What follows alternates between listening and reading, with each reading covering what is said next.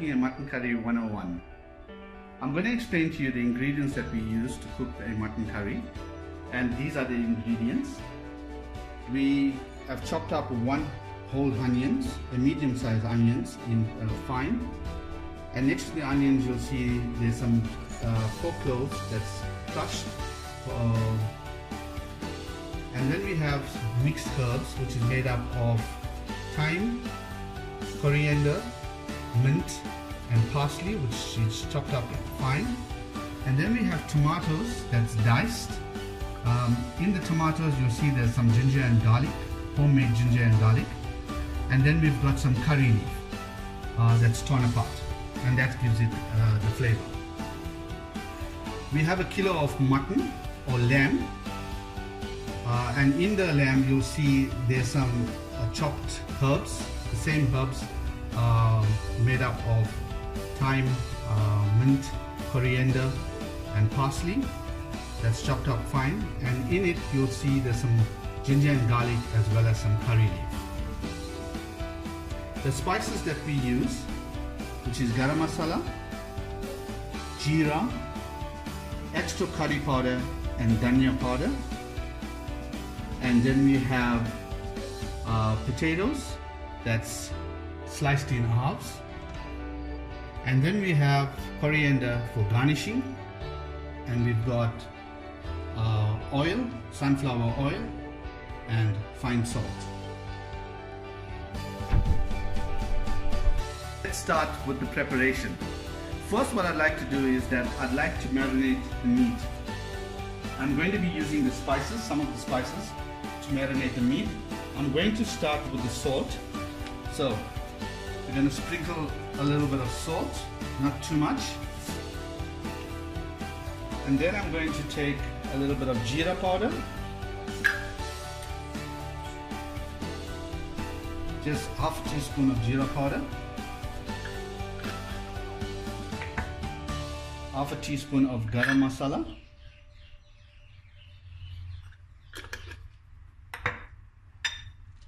half a teaspoon of dhania powder,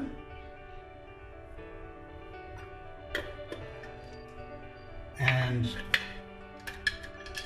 a teaspoon of mild masala. This is just to marinate the meat, to give it some flavor, and you mix it up all together.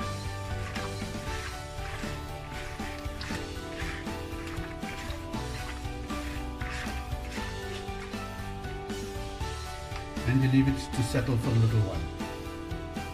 In order to cook the mutton curry, 1 kilo, I'm going to use a medium-sized pot.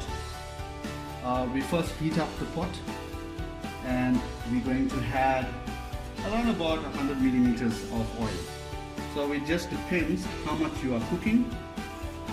The more meat or lamb that you're cooking, the more oil you add. And you're going to let the oil heat up for a little while. You can test it by adding just 1 or 2 onions into the pan. See, the oil is hot, so make sure you don't have the stove too high. And then what you do is that you add in the onion, and I like to add in the garlic as well, because the garlic gives it that smell and flavor.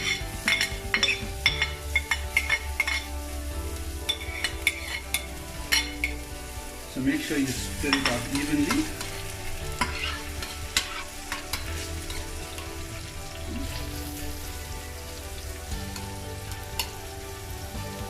And then you just got to wait for the onions to cook a little bit before we start adding the other spices. So the onions have been cooking for about 2 minutes, and as you can see, the onions is almost cooked. So what I'm going to do now is I'm going to add some of the spices. I'm going to start with some jeera powder. So we use half a teaspoon of jeera powder, half a teaspoon of garam masala,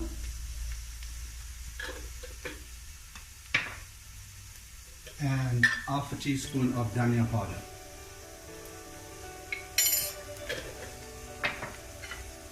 to stir it a little bit, and you leave it for more or less around about a minute to fry with the onions. It's okay if the onions get a little bit brown, that's fine. The onions is almost cooked and nice and soft, as you can see. I'm now going to add the curry powder, and this is important because depending on how hot you want your mutton curry to be, it will depend on the amount of curry powder that you have. Normally I had around about 3 teaspoons because I've already added 8 teaspoons to the mutton, so I'm going to add 3 teaspoons of curry powder.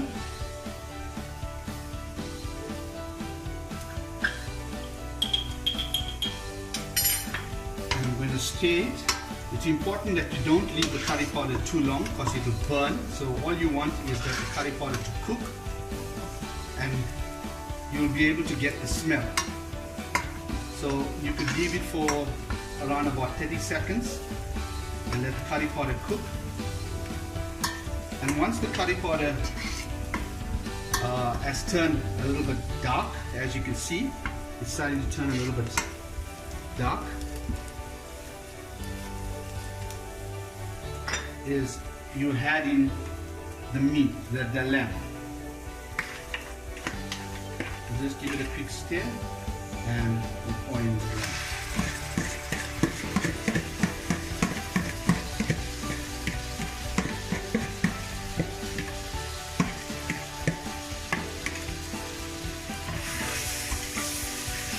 And then you stir with all the spices.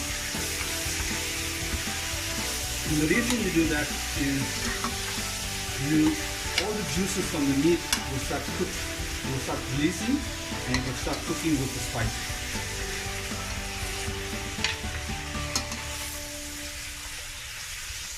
So you're going to leave this for around about 5 minutes, and then we will check it and see if all the juices have released from the meat and all the spices are infused with the meat.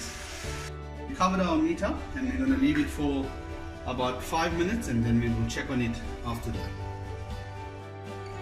So we left the meat to cook for 5 minutes and to drain out the water. As you can see, there's lots of water that's drained out. So what you're going to do is that give it a quick stir, and then what we want, the trick here is to let the water cook with the meat, and the water must evaporate and the meat must fry in the oil as well as the fat from the meat.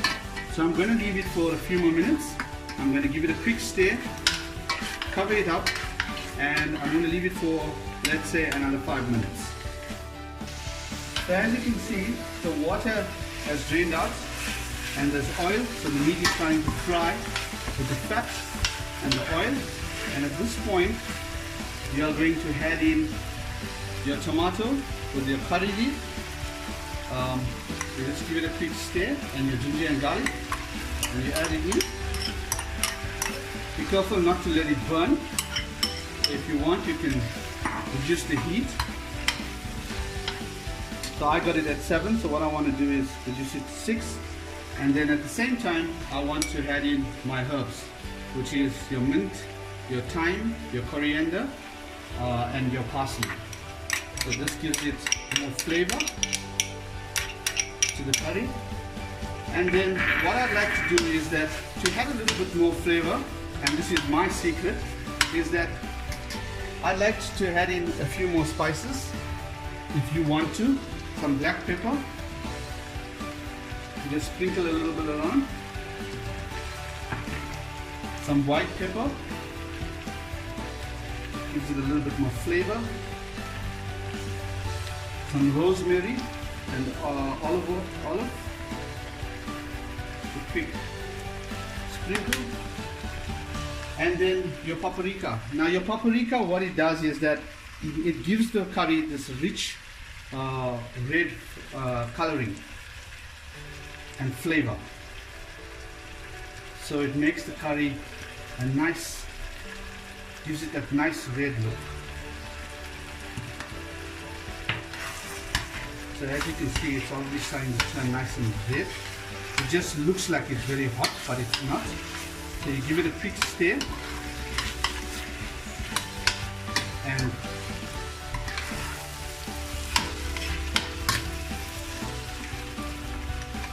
you can add a little bit of water if it's getting hot.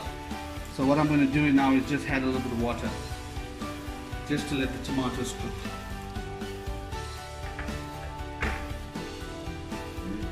You give it another quick stir.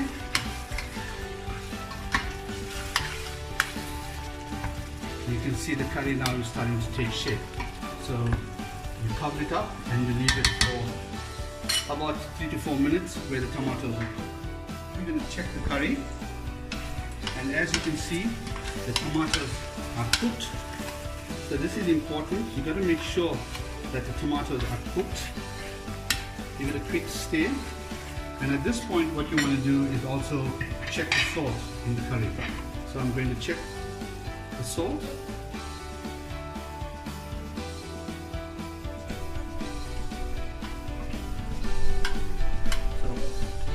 I'm just going to add a little bit more salt.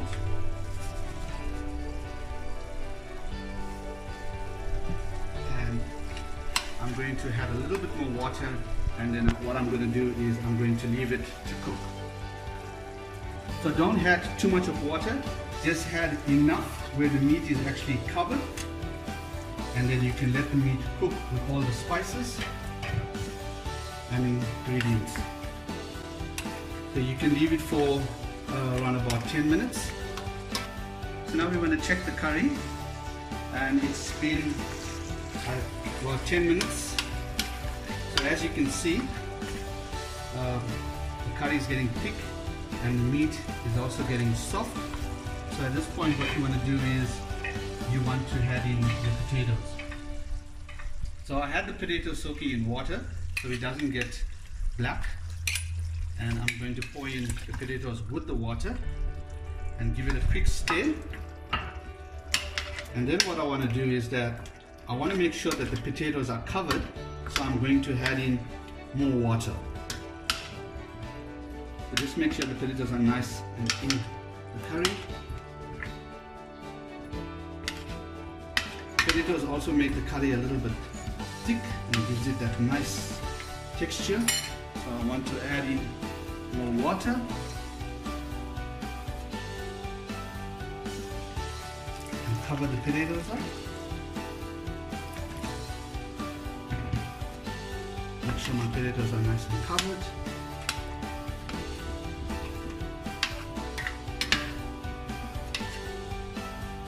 As you can see, the potatoes are covered. I'm going to cover it up and leave it for around about 15 minutes. And at this point I also want to increase the temperature. So I increased it to 7. I'm just going to let the potatoes cook. So it's been about 10 minutes now.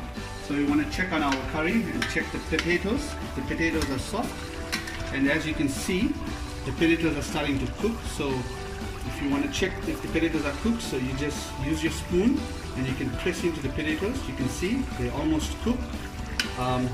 There's enough water, so you want to give it about 10 minutes more. So what I want to do is just add a little bit more water to make sure that the potatoes cook evenly. There we go, and then we can just cover it up and leave it for another 10 minutes. And so it's been another 10 minutes, and what you want to do is you want to check if your potatoes are cooked. What I use a teaspoon. It's called my teaspoon test, and I use it to poke straight through to the potatoes, just some of them in the curry, and as you can see, it goes straight through the potato, which means that the curry is now cooked and is ready to serve. So what I want to do is I want to garnish the curry. I first want to put the stove off. So I put the stove off and I sprinkle my coriander in the curry. Just spread it around. Gives it that nice smell.